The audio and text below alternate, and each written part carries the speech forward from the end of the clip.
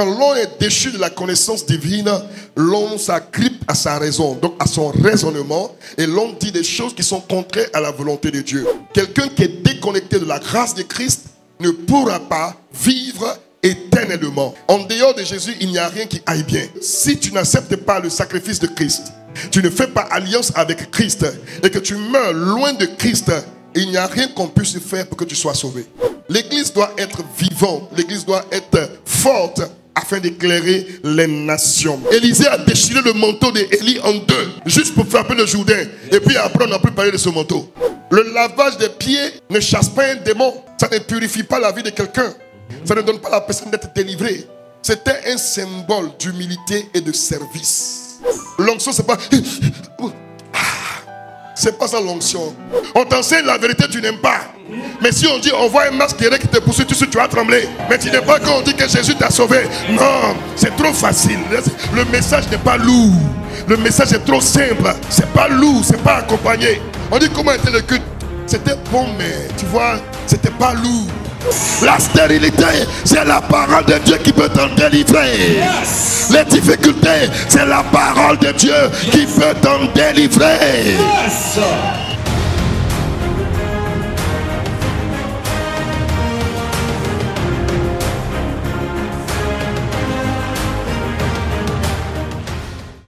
Lève-toi, Jésus, sauve Moïse.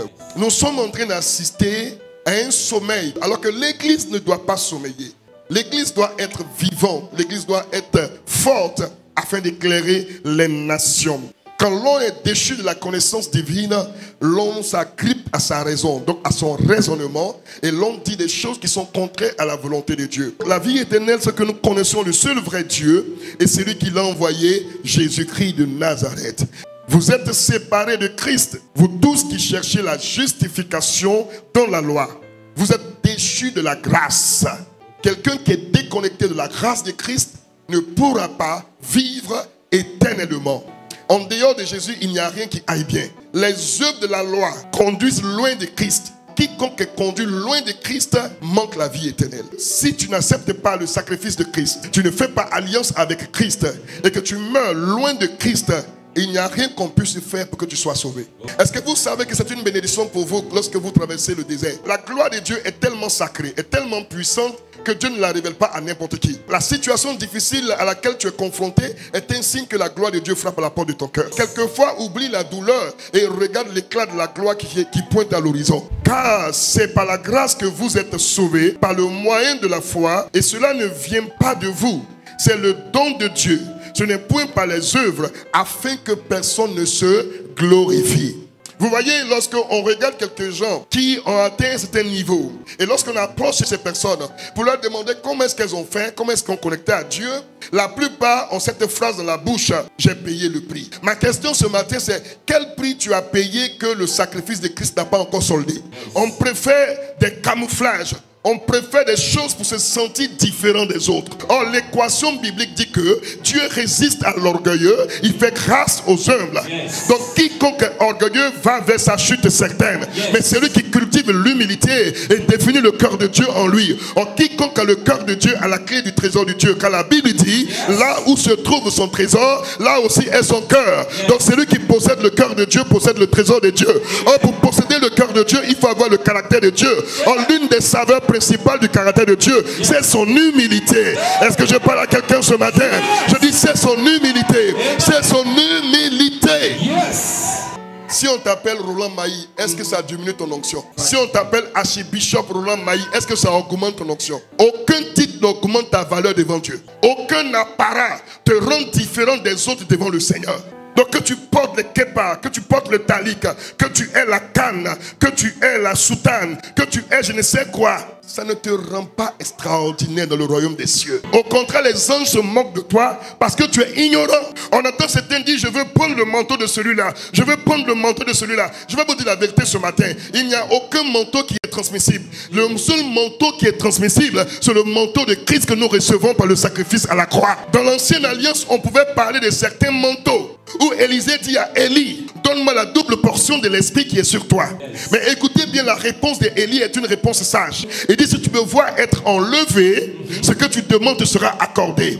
Ça veut dire, si tu es fidèle de la marche avec Dieu, ce que tu demandes, Dieu va t'honorer. Quand bien même Élie soit enlevé et que son manteau soit tombé, qu'est-ce que Élisée a fait du manteau? Il aurait pu garder le manteau pour le porter. Mais il a fait quoi? Il l'a déchiré. Ça veut dire qu'il y a une saison qui est finie, une autre saison s'ouvre. Je ne peux pas fonctionner avec un ancien manteau. Je ne peux pas fonctionner avec un ancien manteau. Si Élisée fonctionnait avec le manteau d'Élie, Élisée n'est pas capable de faire 2 fois les miracles d'Élie. Et il est important de comprendre que tu ne peux pas fonctionner avec le manteau de ton père. Car le manteau de ton père est le manteau de ton père. Mais à toi, Dieu est en train de concevoir un manteau solide par rapport au défi qui est en face de toi. Élisée a déchiré le manteau d'Élie en 2, juste pour frapper le Jourdain. Et puis après, on n'a plus parlé de ce manteau. Il n'a plus recousu. C'est pourquoi lorsque Jésus rendait l'esprit, il a déchiré le manteau de la loi. La Bible dit le voile s'est déchiré en 2 pour mettre la croix à une ancienne saison, pour ouvrir la porte à une nouvelle saison. Nous sommes dans la nouvelle saison, la saison des fils de Dieu, pas la saison des gens qui marchent avec Dieu sans le connaître, mais la saison des fils de Dieu, ceux qui ont le cœur de Dieu, ceux à qui le cœur de Dieu s'est révélé, ceux qui ont la pensée de Christ. Car la Bible dit, oh nous avons la pensée de Christ. Ceux qui partent en Israël dans le but de recevoir des bénédictions, vous perdez votre temps, vous gaspillez de l'argent cadeau, vous dépensez inutilement. Il n'y a pas plus d'onction en Israël qu'en Côte d'Ivoire, parce que l'onction ne se trouve pas dans un territoire. L'onction se trouve dans celui qui est en relation avec le Saint-Esprit.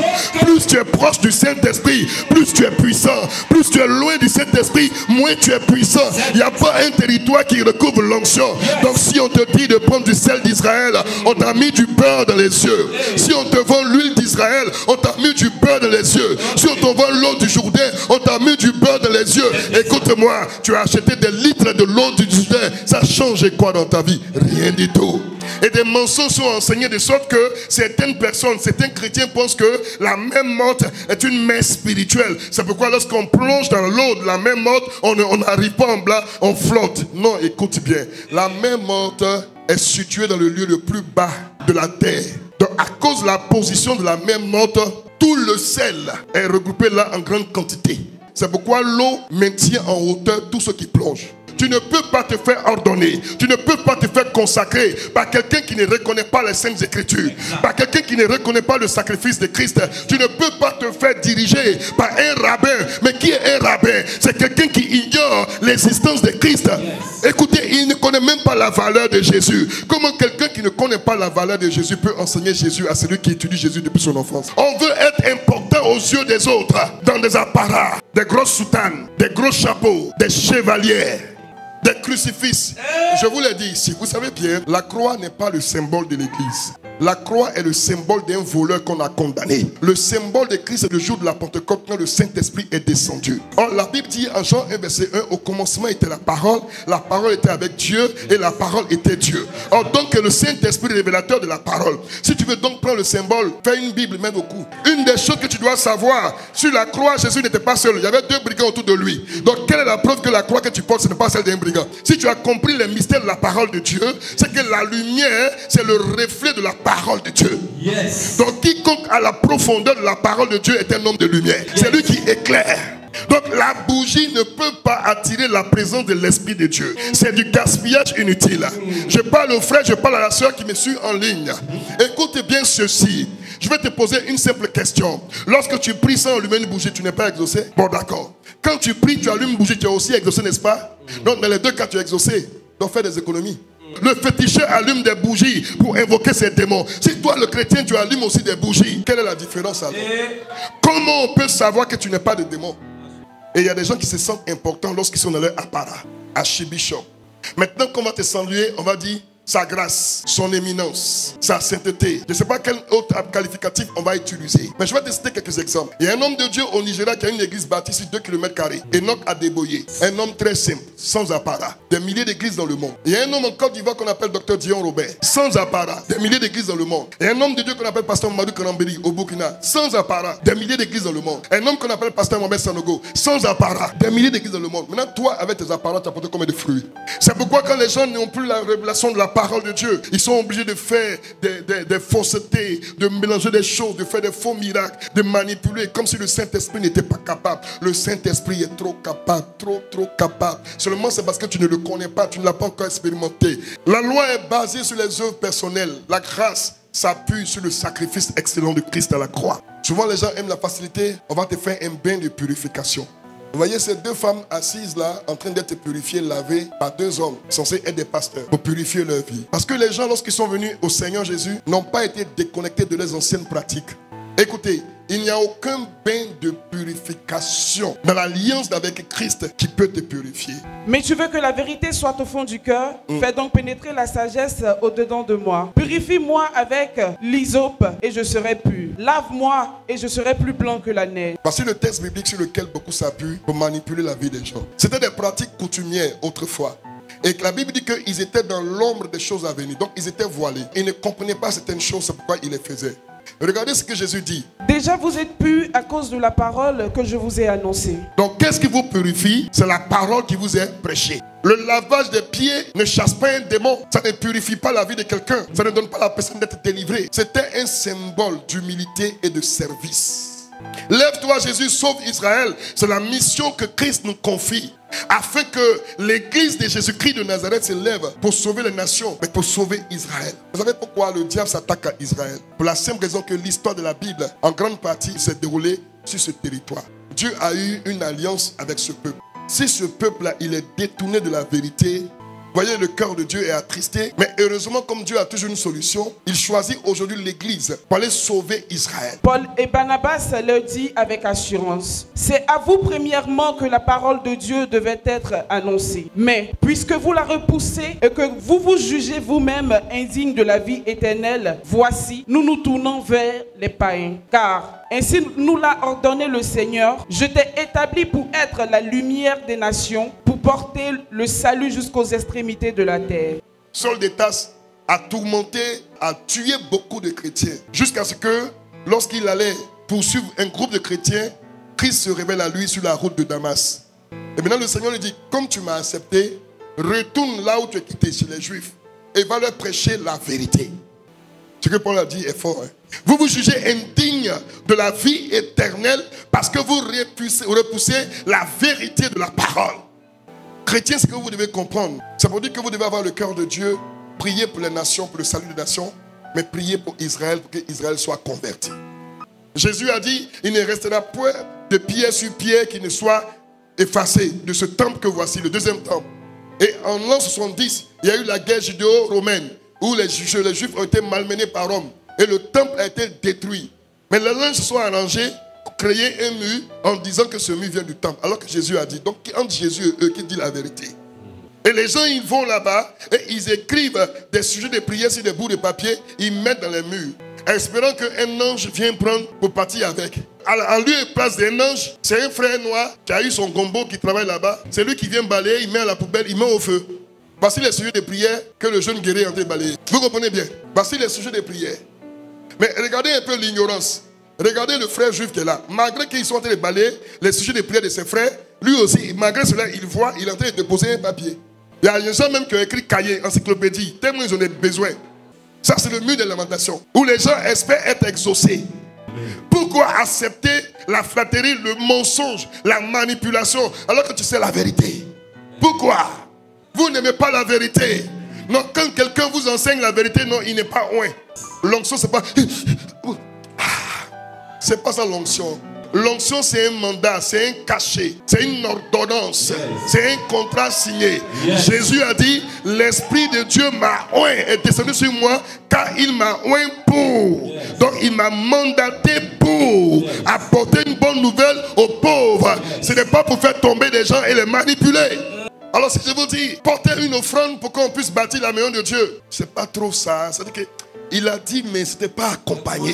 Il a dit, mais ce n'était pas accompagné. C'est que 2 ou 3 personnes qui vont se démarquer, qui vont dire: ah, mais tout le reste, non, mais ce n'était pas accompagné. Mais si je gonfle un peu mes narines, je serre pour mon visage, je te regarde dans les yeux, je suis en train de voir une montagne s'élever devant toi. Attends, là tu commences à faire... Non, arrête-toi, je n'ai pas encore fini la prophétie. Je sens, je vois ton oncle Chambert qui a quelque chose.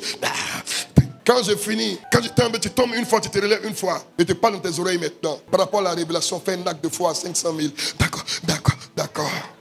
C'est les choses que vous aimez. On t'enseigne la vérité, tu n'aimes pas. Mais si on dit, on voit un masqueré qui te poursuit, tu vas trembler. Mais tu n'aimes pas quand on dit que Jésus t'a sauvé. Non, c'est trop facile. Le message n'est pas lourd. Le message est trop simple. C'est pas lourd, c'est pas accompagné. Aimez la parole de Dieu. Fouillez la parole de Dieu. La Bible dit toutes choses, les dons spirituels, les prophéties passeront, mais la parole ne passera jamais.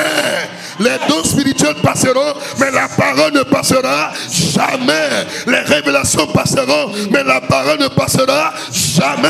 Il envoya sa parole. Sa parole les guérit et les filles échappaient des fossés. Ça veut dire que le fossé que les sorciers a creusé devant toi, celui qui peut te détruire, de donner d'éviter ce fossé, c'est la parole de Dieu. La maladie que tu as, la personne qui peut te guérir, c'est la parole de Dieu. Le blocage qu'il y a, la chose qui peut enlever ce blocage, c'est la parole de Dieu. Le célibat chronique, c'est la parole de Dieu. La stérilité, c'est la parole de Dieu qui peut t'en délivrer. Les difficultés, c'est la parole de Dieu qui peut t'en délivrer.